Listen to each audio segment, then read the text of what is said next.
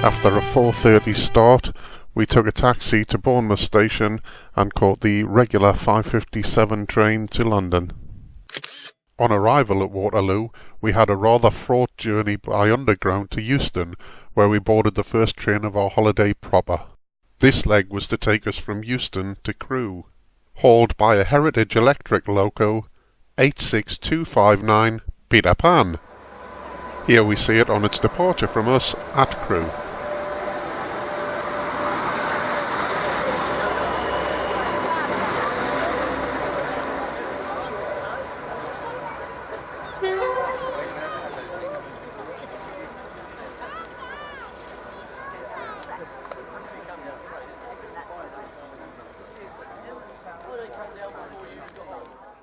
The next leg of our journey would take us from Crewe, through the north of Wales and on to Holyhead on the island of Anglesey.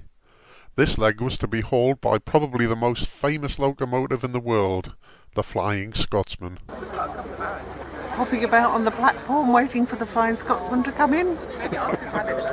Anxiously.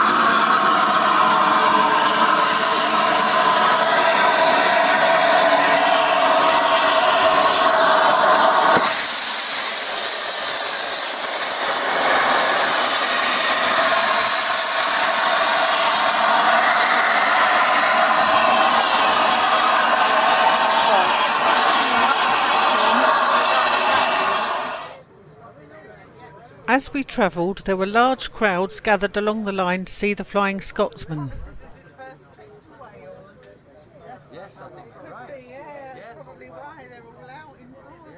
This is it, the Menai Street, I think. Is it? It might not be.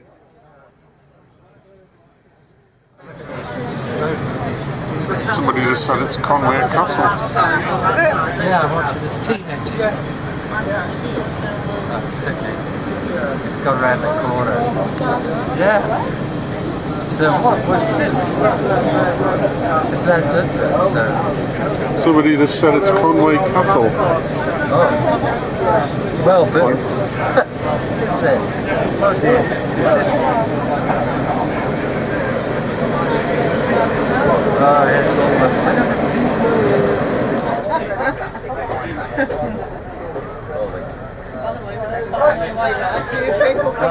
they got a policeman there too. Yeah, it's to stop them going on everywhere. There's so many stupid people to it.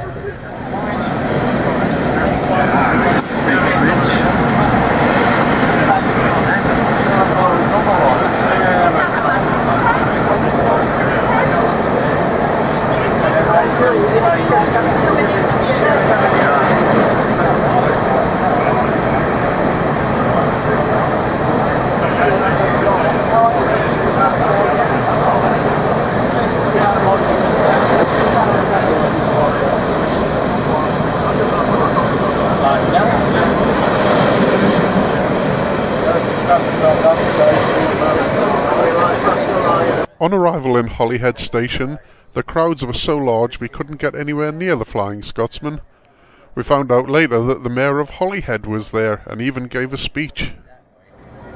Well, it's been very nice to have your company. Thank you. Yes, and So yours. we'll probably Tomorrow, yes. we'll see you again. We never did introduce ourselves. We're Dave and Tina. Thank you.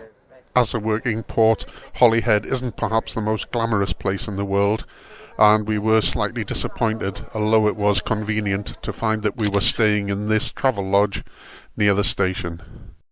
However, that night we did enjoy a nice Indian meal at the New Har Tandoori restaurant, and then had a few drinks here in the George Hotel before retiring early.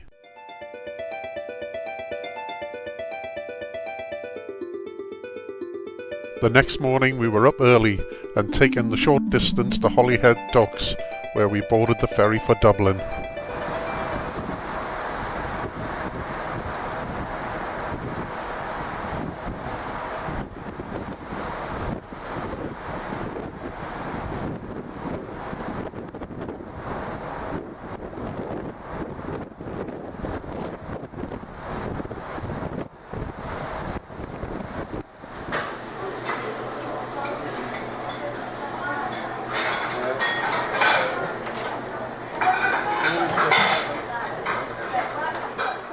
In the on-board shop, somewhat to Tina's embarrassment, I bought my first ever selfie stick. This was to come in very useful, however, later in the holiday for videoing over the top of the crowds. I think they actually reheated them. Well, I don't know if they were reheated or they just stuck them in the microwave. There's a slight problem with our height difference. Here we are coming into Harbour. Arriving in Ireland. Oh, and it's cold here. We were taken by coach to the centre of Dublin, where our next train was due to leave from O'Connell Station in about 2 hours. We used the time to walk around Dublin and see some of the sights, and also, as we weren't eating on the train and we weren't sure what lunch would be provided, we bought some takeaway lunch to have on the train once we were on the move.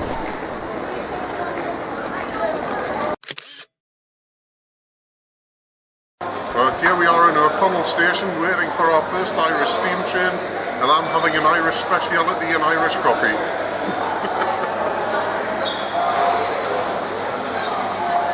Very nice.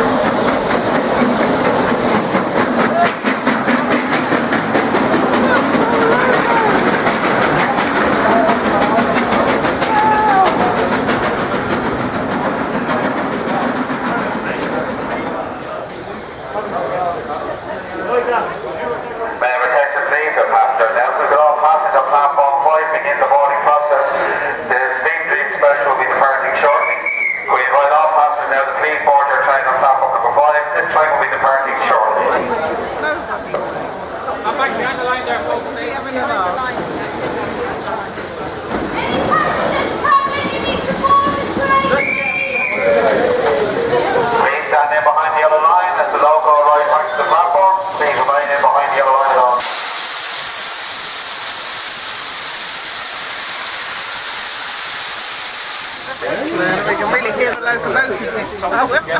So, are you excited about being on your first Irish steam train? No, not at all. This leg of the journey was to take us from Dublin to Wexford, our stop for that night. We were told, however, that the train would be going straight through Wexford and carrying on to Rosslare. We were assured that it was worth the extra journey because of the scenery beyond Wexford, and that we would be joining a coach to return to Wexford from Rosslare.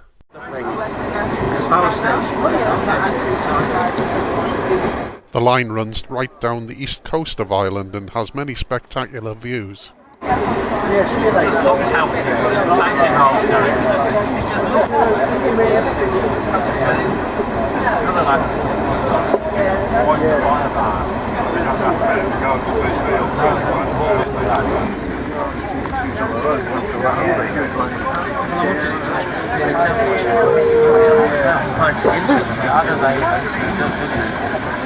Reminds me a bit of Pottick.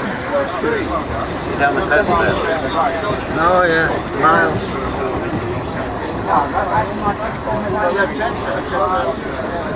Birds down there on the rocks, so cormorant. Just going to try and get a shot. Oh, yeah, it's lovely, isn't it?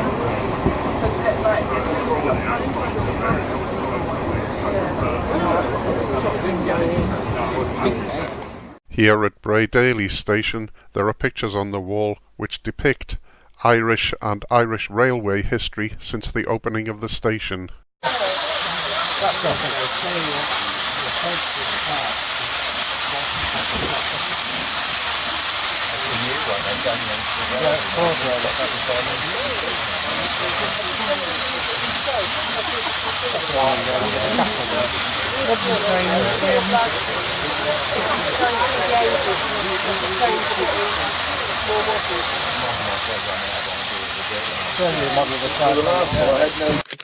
Having bought lunch to have on the train, we found that sandwiches and drinks were available, and they were courtesy of this lady by the name of Storm.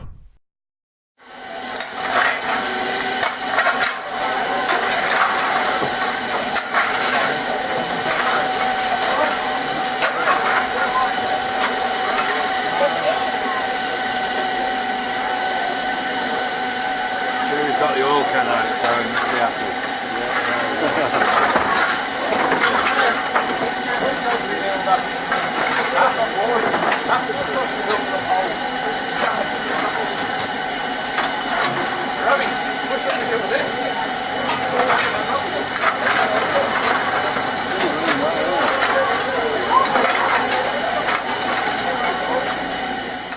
Passing through Wexford on the train, the line runs between the road and the pedestrian promenade. Surprisingly, there is no fencing between either the road and the railway, or the pedestrians and the railway, as you can clearly see in this picture taken later. That was a heron on the far side there. Oh yeah. With a snake on round. They're not even trying to start. Yeah. Want to take a picture of it? Soon we reached our final stop on the train, Rosslare Station, where we were transferred to a coach and then taken back to Wexford, where we stayed here at the Talbot Hotel. That night we enjoyed an excellent meal here in Sistine Eel, including 10-hour slow-cooked beef. After the meal, we enjoyed some live Irish music in Bugler Doyle's, and then danced the night away at the Sky and the Ground.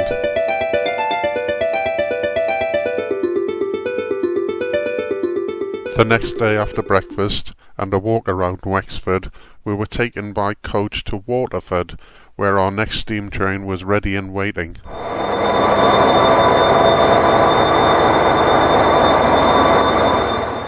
That bloke that lost his wife yesterday. He's celebrating that he found her.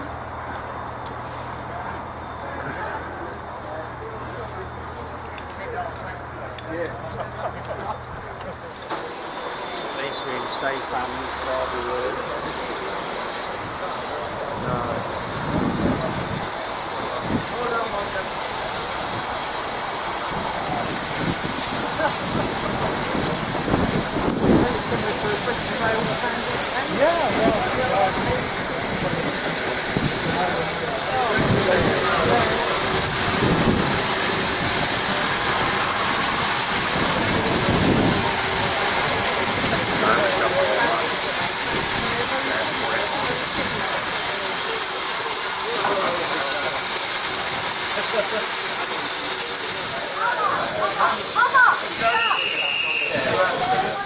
This train was to take us from Waterford to Limerick, passing through Tipperary Junction, where we stopped for coal and water.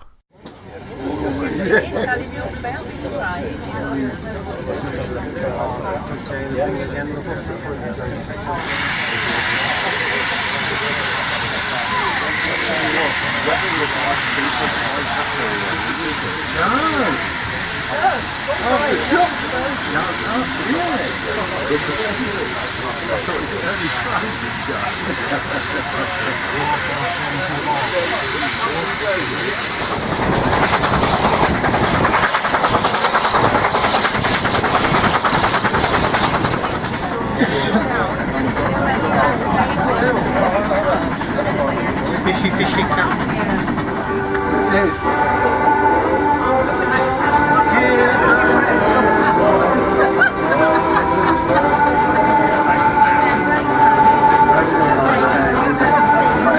Look at the station, right? No, I didn't read that. There was just one platform.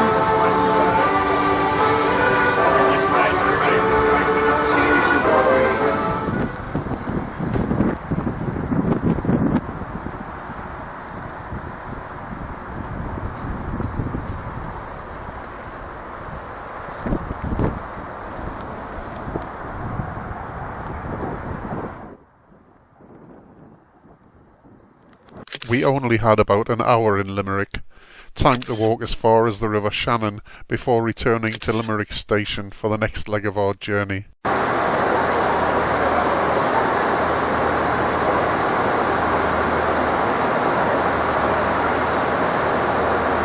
I wonder where the loco is.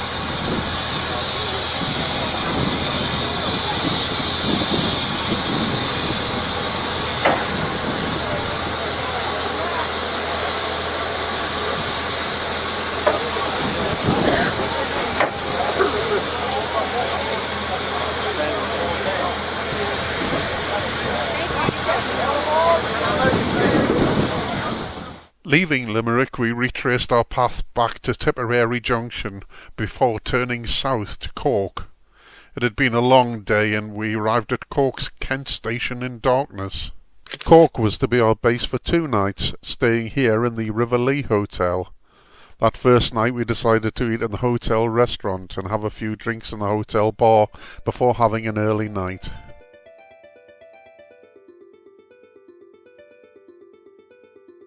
When we booked, Day 4 offered us a choice of staying in Cork or an optional trip to Killarney in the southwest of Ireland.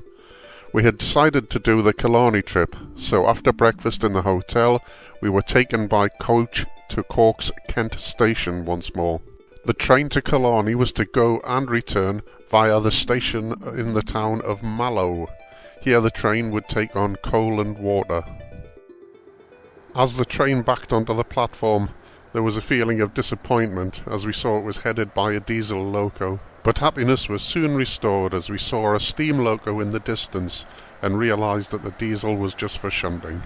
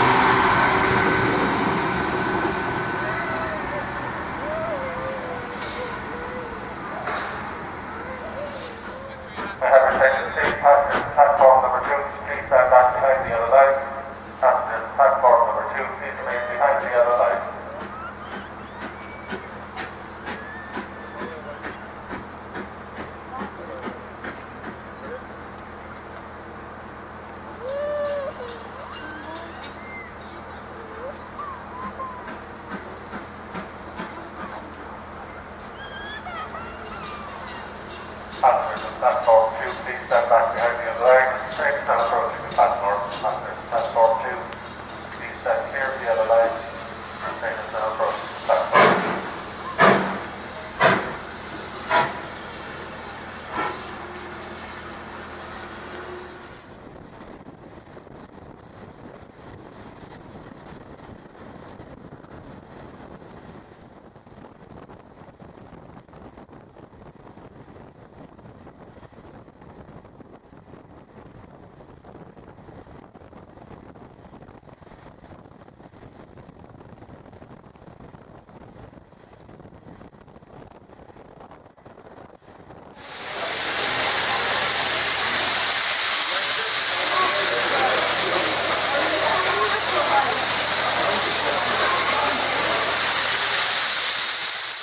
After walking from the station through Killarney town, we saw a signpost for a riverside walk through part of Killarney National Park to Ross Castle, so we decided to do this.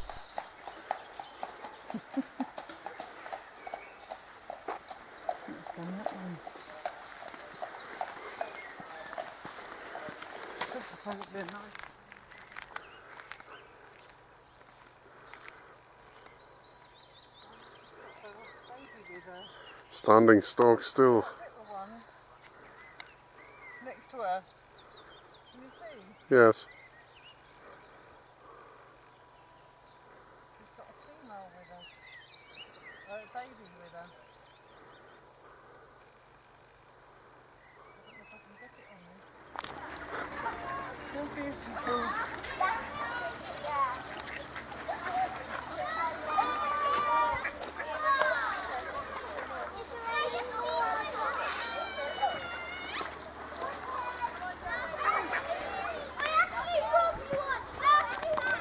When we got to Ross Castle, we found there were pleasure boat trips on the adjacent Loch Lean, so we decided to take a trip. The island just opposite us there, that's Inishfallen Island, and the old buildings you see there, they're the remains of an old monastery. The monastery was founded there back in the year 640 by Saint Finian, and the monks, they lived on the island for about 800 years. Currently in the Bodleian Library at the Oxford University, there's a book called The Annals of Inishfallen, and the book, it was written on the island there between the 11th and 13th centuries. It chronicled the early history of the local area.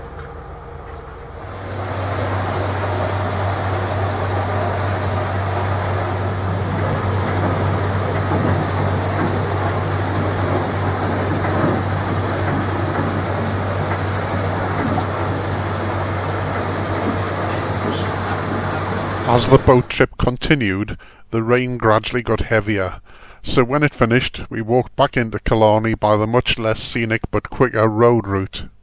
Back in Killarney, we went into this nice cafe before making our way back to the station to begin the journey back to Cork. That evening, we enjoyed a very good French meal here at Les Gourmandises. After dinner, we had drinks at Ziggy's Bar, which the locals were keen to tell us was the local of guitarist Rory Gallagher, and we rounded the night off here at Reedy's Vault Bar.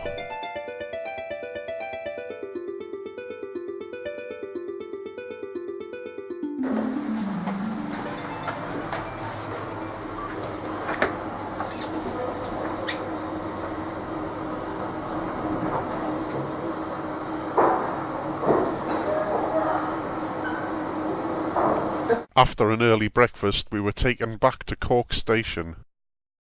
The journey that day would take us almost all the way from the south coast of Ireland via Dublin to Sligo near the Northern Ireland border. Disappointingly, the first part of the journey was diesel-hauled, but this was replaced by a steam loco at Mallow Station for the rest of the journey to Dublin. The weather was heavy rain almost all day, so we were quite happy to be sitting in the train most of the time.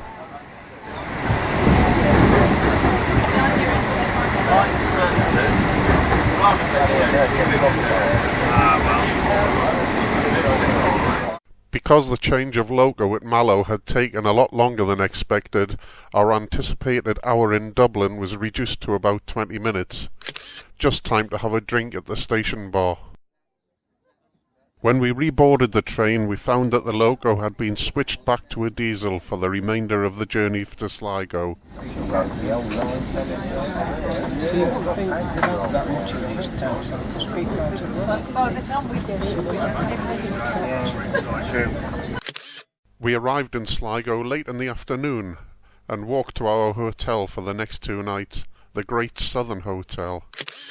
Tina had done some research into where to eat in each of the places we stayed, and that night she had booked a table here at Ila Ban, which is Gaelic for White Swan. We did, however, find the food slightly disappointing, and some of the flavours in the dishes were a bit confused. After the meal, we returned to the hotel, only to find that the hotel bar was shut, so we turned in and had an early night. Day 6 was the first of several days when we travelled by coach rather than train. Leaving Sligo, our first stop was Glencar Waterfalls.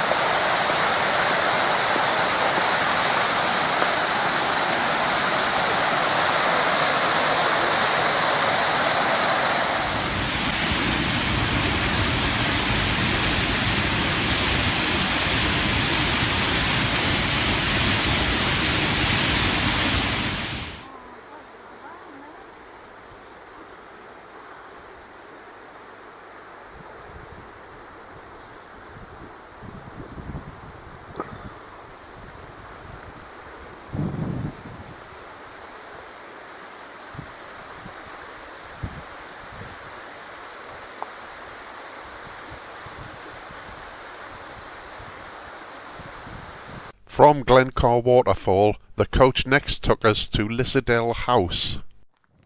Lissadell House was completed in 1835 for Sir Robert Gore Booth, the 4th Baronet. It is in Greek neoclassical revivalist style, but has been more accurately described as austere in the extreme. The best-known occupants of the house were Sir Robert's granddaughters, Eva Gore Booth and Constance Gore Booth, who became Countess Constance Markovich after marriage. Both were Irish revolutionaries and suffragettes. Constance Markovich was also the first woman to be elected to Westminster as an MP, although she never took her seat due to being in jail. The poet W.B. Yeats was also a frequent visitor to Lissadell House, and it is mentioned in one of his poems in memory of Eva and Constance. Tina and I both felt that the house did look very austere from the outside, and that a lot of the supposed grandness of the interior was rather fake, with features like columns painted onto plain walls. Probably our favourite part of Lissadell House was the cafe and gift shop, where we had a very nice lunch and a very good bottle of white wine at a reasonable price, which came from Lissadell House's own cellar.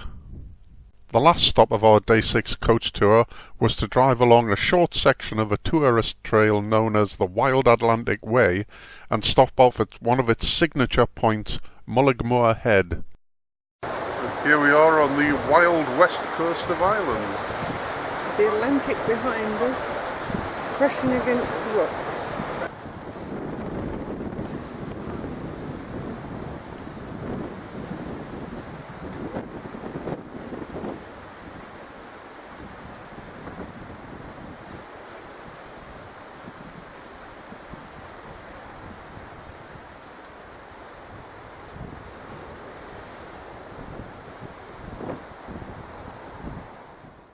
After Mullaghmore Head, the coach brought us back to Sligo and our hotel, where we had a swim in the pool, and then went out for dinner here at Horgadon Brothers Pub, which was supposed to serve traditional Irish food but turned out to serve mainly burgers. After dinner, we had a drink here in the courtyard of the Swagman Bar, where a singer and guitarist was playing, but we left after a group of girls who sat next to us started eyeing up my handbag.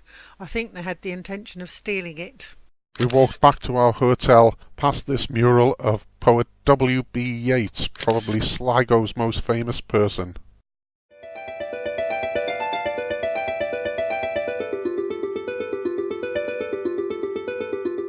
After breakfast in the hotel, we boarded a coach once more to take us to Londonderry, or Derry, depending which side of the Irish divide is naming it.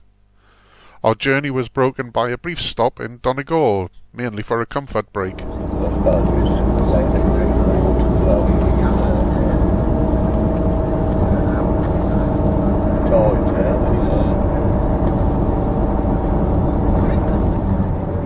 Cheers.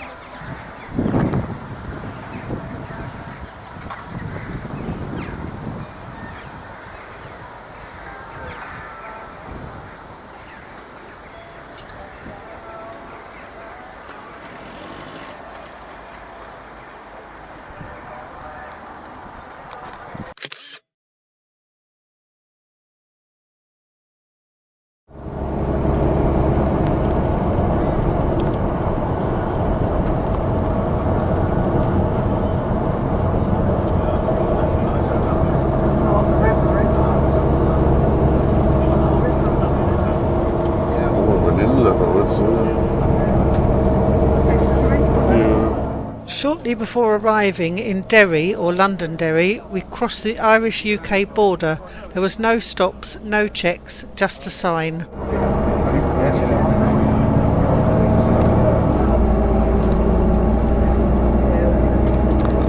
On arrival in Derry, Londonderry, we were told that it would be interesting to do a walk around the city walls, which is what we did.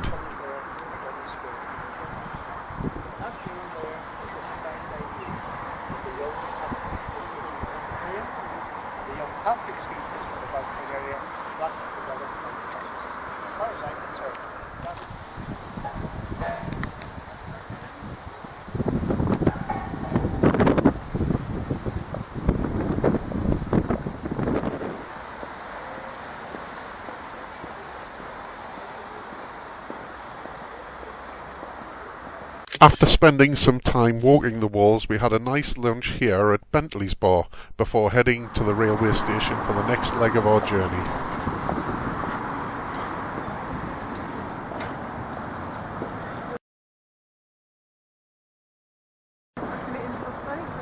Yeah? Ready for us?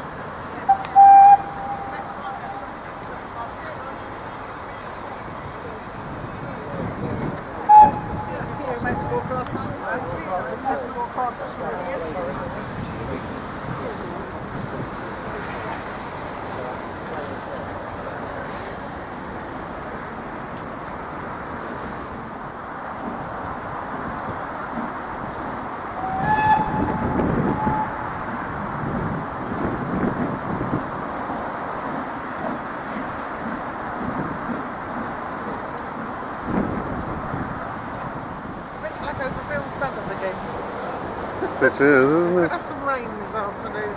As long as we're on a train, I don't care.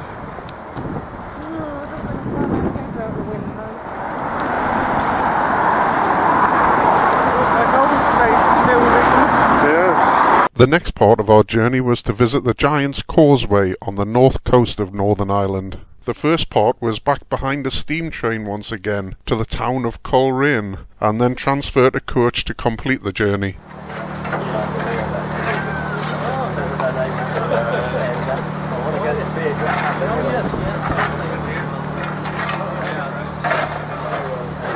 Hard work.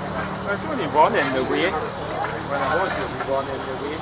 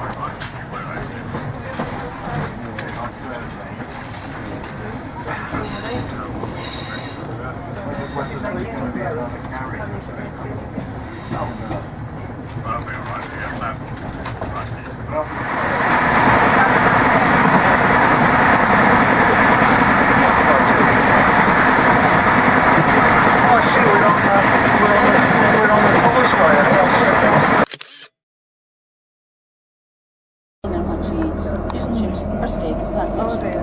Anyway, we went to FX Buckley's, just up Temple Bar. It's a steak restaurant. If you like, if you just want it plain, honest to God, nothing but a fabulous. But he had Dexter's. He had Dexter's steaks that evening. Dexter's made, you know, they're one.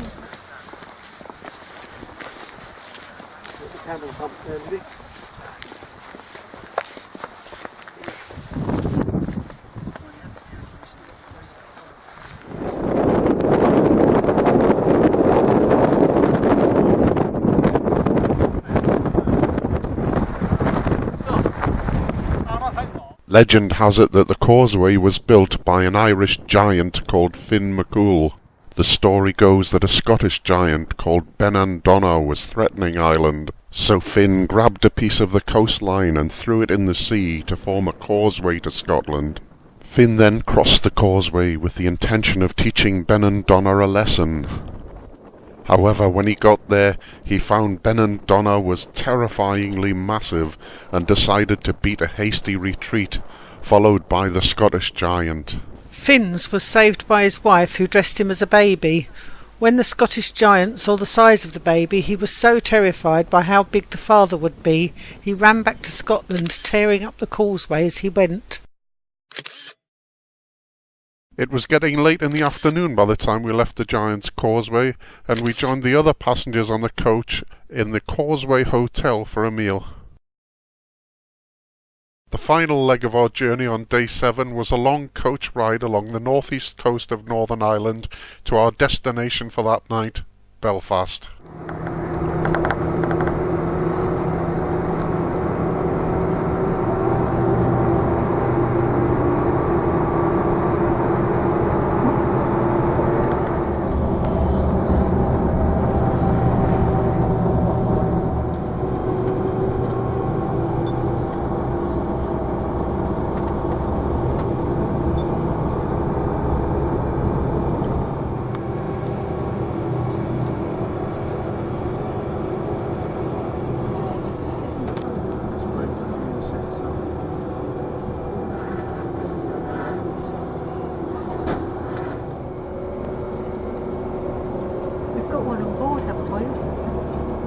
It was 10:30 at night when we eventually got to Belfast, staying here at the city centre Premier Inn.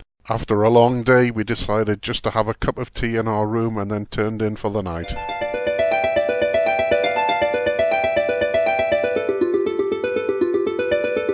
On day 8, we had until 3 o'clock in the afternoon to spend in Belfast before boarding our final steam train of the holiday, which would take us back to Dublin. In order to see as much as possible of Belfast, we boarded a city tour bus complete with commentary from the driver, who was, as the Irish would say, full of the blarney. It is said, if you kiss the big fish, you will gain wisdom. I say, if you're going to kiss a piece of public art, you'll need that wisdom. Lord knows what you might catch from it. Crossing over Queen Elizabeth II Bridge from the County Antrim side of Belfast to the County Down side. Looking left again, you'll see the Lagan Weir. This 1994 construction keeps the River Lagan at an artificially high level, making sure that we don't see, and I believe you may, having lived here for many years, smell the very ugly mud flats that are exposed during low tide. This is Queen's Island, the centre of the shipbuilding industry in Belfast. If you look left, you'll get another view of the Big Fish. The proper title of the Big Fish is the Salmon of Knowledge.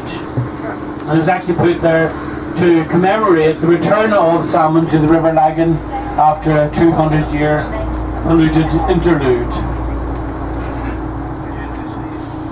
Queen's Island, now known as the Titanic Quarter, but I don't think Belfast is very good at maths. There's actually more quarters in Belfast than would make up a whole. And these large grey and yellow buildings on your left-hand side are Titanic Studios. The larger of the two buildings was originally the paint hall for Harland and Wolff. These are now most famous for filming the HBO series Game of Thrones in there and at various locations throughout Northern Ireland. A very popular series. So looking left at this road junction between the two modern buildings, you'll be able to see the Edwardian structure, which is the Titanic pump house, and in front of it Thompson Dock, or Titanic Dock. The Titanic would have been in there, the largest dock in the world at the time, just for 2 weeks, maybe 3, for final fitting before going for sea trials. 29 million gallons of water needed to float her in, all of it pumped out within 90 minutes. So quite a feat of engineering. Looking left, you'll be able to see our two listed buildings, which aren't buildings. Samson and Goliath, the cranes. Listed because they form part of the iconic skyline of Belfast. So you've got to think of them like this. Sydney has its Opera House, Paris has its Eiffel Tower, and we have these two big yellow cranes. MS Titanic, the Royal Mail ship Titanic, set sail on her maiden voyage on the 10th of April 1912, and 5 days later, on the 15th of April, broke in two and sank to the bottom of the Atlantic Ocean. Actually struck the iceberg quite late, 11:40 on the night of the 14th, and just shy of 3 hours later sank to the bottom of the ocean with a loss of over 1,500 lives. So here we are at Stormont Parliament Buildings. As you can see, with the name on it, it's quite an imposing edifice.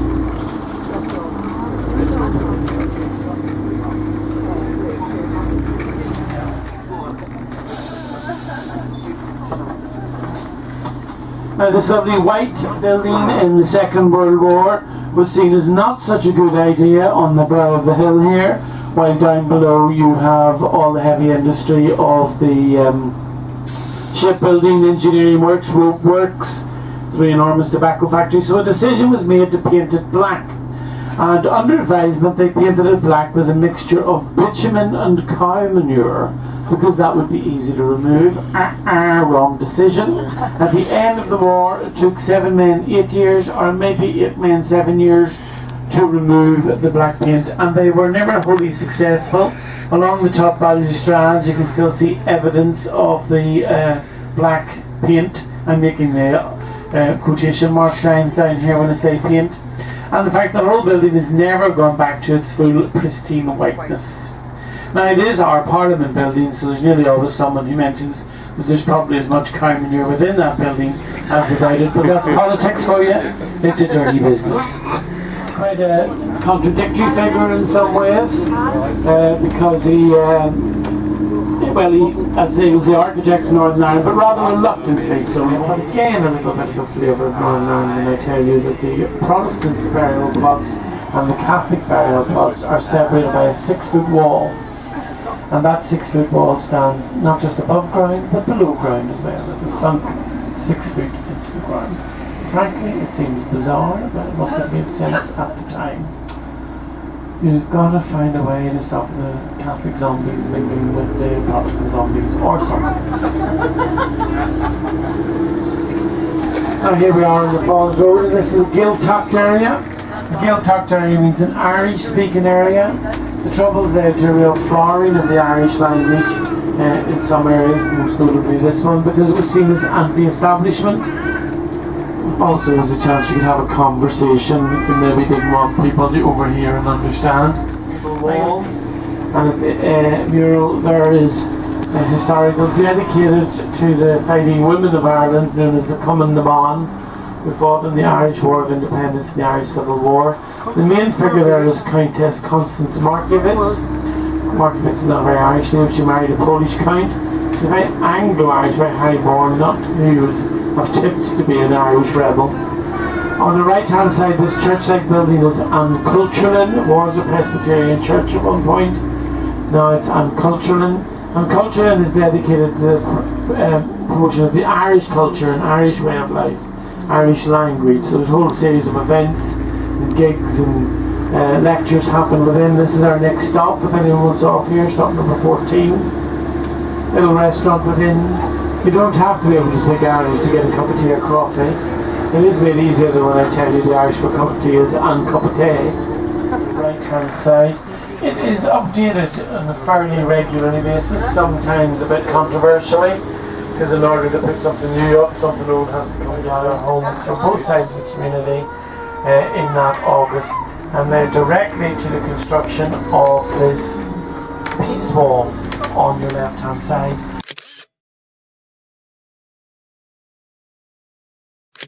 After about an hour and a half on the bus, we did some shopping and then went for lunch here at Morden's Seafood Bar, which I had found recommended in the Good Food Guide. As they specialise in seafood, I had oysters, which I love, done Japanese style, followed by moules marinières, both of which were very good and washed down with a nice bottle of Muscadet.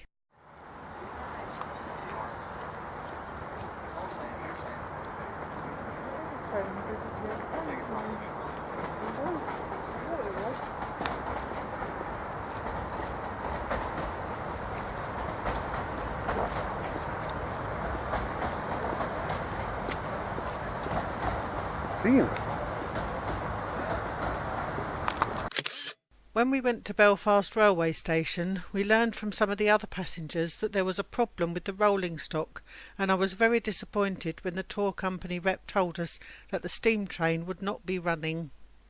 We were given the option of travelling on a regular train service to Dublin, paid for by the company, or boarding a coach that the company was laying on. As the coach was to be quite a bit quicker, we chose that, and, after some jostling, took our seats. The coach journey was a fairly uninspiring motorway run until we got into Dublin, where the coach driver seemed to get lost and stuck in heavy traffic. Seeing on Google Maps that we were only a short walk away, I asked that we be let off and made our own way to the hotel. We checked in, and nearly an hour later, while we were having drinks at the bar, the coach eventually turned up with the rest of the passengers. That night we had our meal at Gallagher's Boxty House. We'd been there on a previous visit to Dublin but hadn't had time for a full meal, and we had promised ourselves that if we returned we'd go back there. I had booked in advance, and I'm glad that I did, as the place was packed. We were sat next to an Australian couple who were wrapped up like Eskimos, despite it being a warm June evening. It turned out they had just arrived from Abu Dhabi, where they worked, and had left 40 degrees heat. A boxty is an Irish speciality made from potato, but can either be a pancake, a dumpling, or used as pastry. We had a delicious Gallagher's special boxty pancake with strips of fillet steak and an Irish whiskey and mushroom sauce, which was lovely. After dinner we went for drinks here in Temple Bar, and then here in Fitzsimmons Bar. The Irish football team had played Italy in the Euros competition in Lille, France that night, and had won by 1-0, so Dublin was in a fantastic party mood, which we happily joined in with.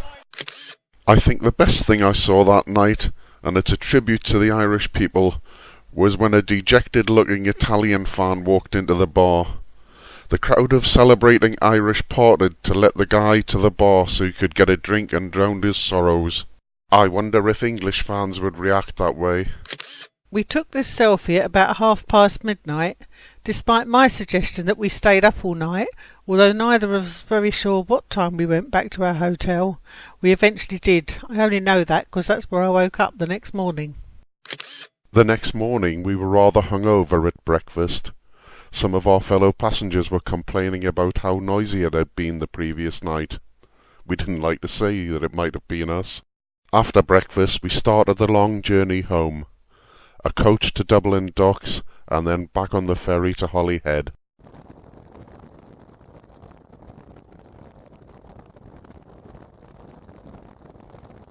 On arrival at Holyhead, we were booked on a scheduled service train back to London. The only problem being that the coach we were booked in did not exist, so we had to squeeze in amongst the rest of the travelling public. On arriving in London, Euston was like a madhouse, and we waited for a taxi to Waterloo rather than brave the tube train with our cases. From Waterloo we got a scheduled train back to Bournemouth and a final taxi home. Our Irish steam train adventure was over.